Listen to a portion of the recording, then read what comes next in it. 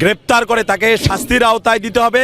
যদি তারা দেশের বাইরে তাদেরকে পাঠানোর যে কথা আমরা শুনেছি, যদি সেটা হয়ে থাকে অতি দ্রুত এই সরকারের কাছে তাদের দাবি, আমাদের একটাই দাবি যে আমাদের জুলাই যোদ্ধা যারা আছি পরবর্তীতে যেন তাদের উপরে এরকম কোনো হামলার বা হত্যার শিকার না হয়।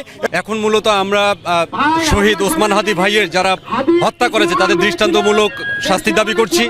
একই সঙ্গে উপদেষ্টা প্যানেলের যে আমাদের স্বরাষ্ট্র উপদেষ্টা রয়েছে তারও পদত্যাগ দাবি করছি। এতটুকুই আমাদের এখনকার চাপ। আমরা যেটা মনে করতেছি যে জুলাই আবারও ফিরে এসেছে, তো এক হাদিকে মেরে ফেলেছে, লক্ষ হাদি জন্ম নিয়েছে। আমরা মরার জন্য প্রস্তুত আছি।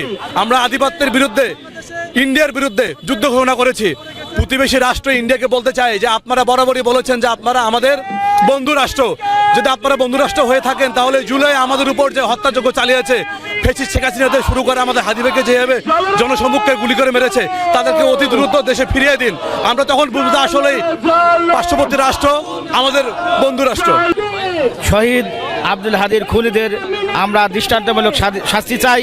সেই সাথে ভারতের যে কোনো আগ্রাসনের বিরুদ্ধে আমরা ঐক্যজোট, সংস্কার বিরোধী ঐক্যজোট আমরা আমাদের জীবন দিয়ে হইলেও আধিপত্যের বিরুদ্ধে রুখে দাঁড়াবো এবং বাংলাদেশকে একটা স্বাধীন সার্বভৌমত্ব রাষ্ট্র প্রতিষ্ঠার জন্য এবং ভারতের যে কোনো আগ্রাসনের বিরুদ্ধে আমরা ঐক্যবদ্ধভাবে মোকাবিলা করব। আমরা জানি ইতিহাসে একটা কথা আছে, বিপ্লবী মরে কিন্তু বিপ্লবীর আদর্শ মরে না। তার প্রমাণ আজকে সারা বাংলাদেশ।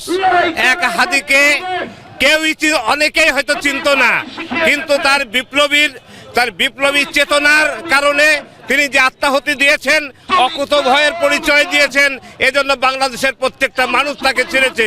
আমরা তার আদর্শ সমুন্নত রাখবো, তার আদর্শ বাস্তবায়নের জন্য চেষ্টা চালাবো।